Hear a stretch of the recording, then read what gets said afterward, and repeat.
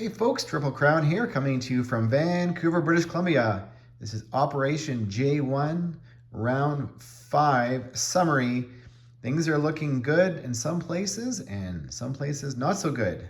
So we will get into so good for the Axis, and that is the Italians continue to put pressure and surround Cairo. They currently have it basically surrounded, and there's not a huge stack of forces on either side, but enough that if the British were to punch out another direction, there's enough naval transports and aircraft that Cairo would fall from forces coming in the opposite direction.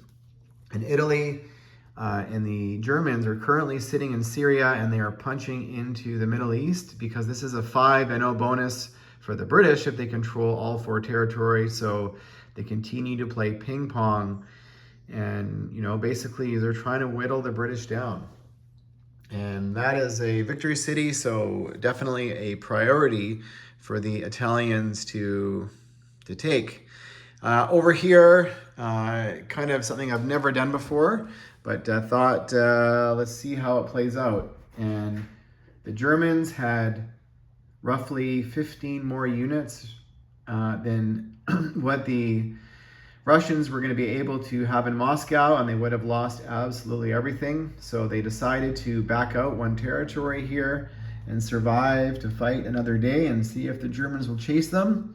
So in order to do that, they downgraded their major factory to a minor. So they produced 3 units in Moscow, which will very easily fall to the Germans. The Germans didn't bother capturing some of the surrounding territories because once they capture Moscow, they're going to get all that money anyway. So may as well just leave them, and they'll clean up the mess of these surrounding territories after. So the Russians, we'll see if that's a success in terms of dragging out the fight. Some of the Russians, the fast movers, move down into the Caucasus, and some of the other fast movers move down here into southern Kazakh. And most of the Russian build over here was in Novosibirsk, and some of their aircraft from Moscow flew over here to, I can't even say that, Oleg Minsk, I think is the term. So Russia is full force now into northern Manchuria, forcing or at least putting pressure on the Japanese. So now we're going to talk about the Pacific Theater and the battle for Kwangsi. So the Japanese had a decision to make. They could have declared war on the Americans and attacked the Philippines and also Guam.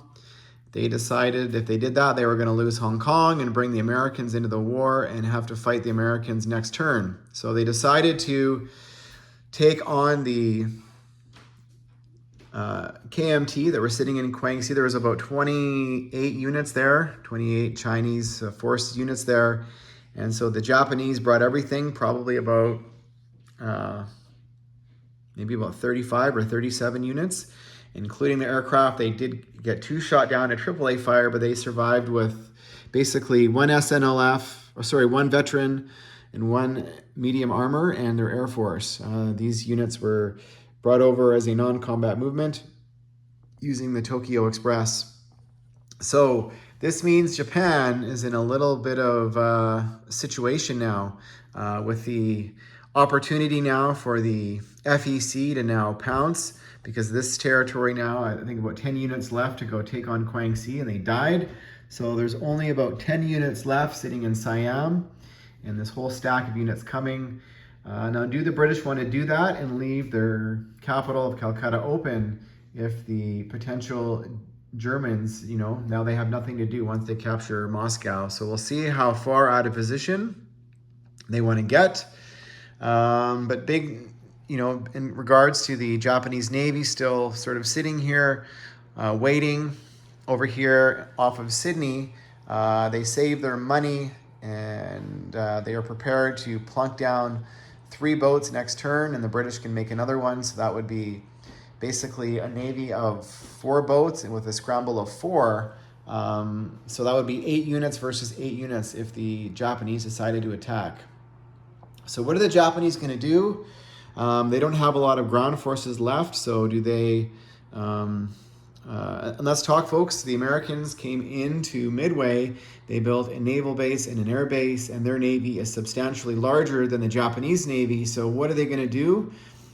They've got a few options. They could reinforce the Philippines. They could attack Hong Kong. Although if they move their navy into too close to the mainland, basically every single Japanese boat and airplane is going to hit it. In that situation, the Americans are at a disadvantage. So do they wait another turn, or what do they do?